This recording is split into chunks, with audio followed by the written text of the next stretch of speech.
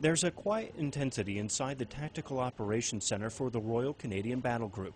Canadian troops are out patrolling in southern Afghanistan.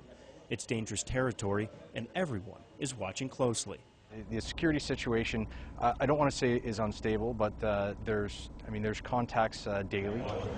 According to Operations Officer Major Jason Guinea, the Canadians are seeing an increase in violence because of how his battalion is approaching the mission. We're taking the fight to the enemy during the winter months when traditionally they've gone to ground. However, they aren't doing this mission alone. They're getting some help, and it's coming from thousands of feet off the ground.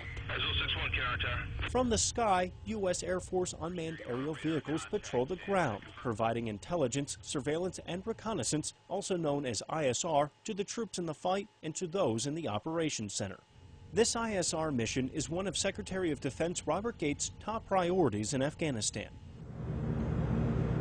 Two of the UAVs the Air Force is using in Afghanistan are the MQ-1 Predator and its beefed-up, fully armed cousin, the MQ-9 Reaper. Air Force Colonel Trey Turner flies them and has since 2003.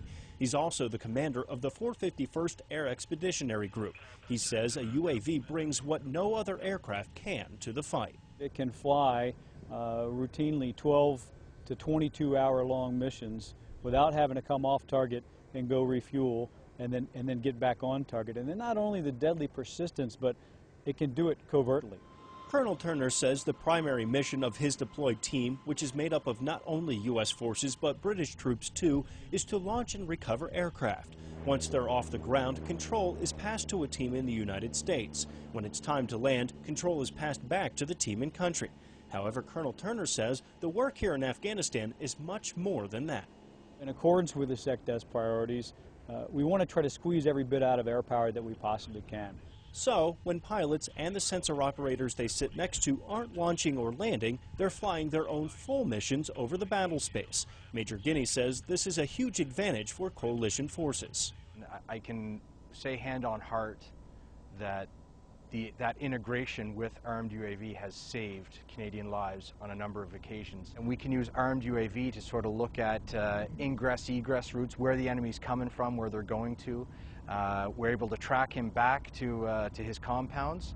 And with the loiter time on these UAVs, we can stay up there for hours. I mean, a few weeks ago, we tracked a target for 13 hours. We could have struck him right away, but we decided to be persistent, to pursue him, and then in the end we were able to strike. Tracking and destroying the enemy is only part of the story. UAVs have also played a major role in counter-drug operations. Narcotics in Afghanistan is the nexus for the Taliban. It's how they're funding their insurgency right now. For this mission, Colonel Turner and his team have partnered with the Air Force's Office of Special Investigations. You guys ready to go? The most successful one was back in June, where we found 236 tons of hashish, and were able to turn that over to a direct action team, and the Afghans were the leading element and leading force to go interdict those narcotics. According to the DEA, they indicated that that 236 tons of hashish was the largest drug bust in the history of the world.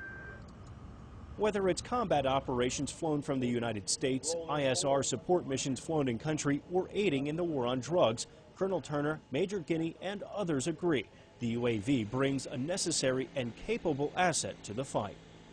In southern Afghanistan, I'm Marine Sergeant Brian Buckwalter.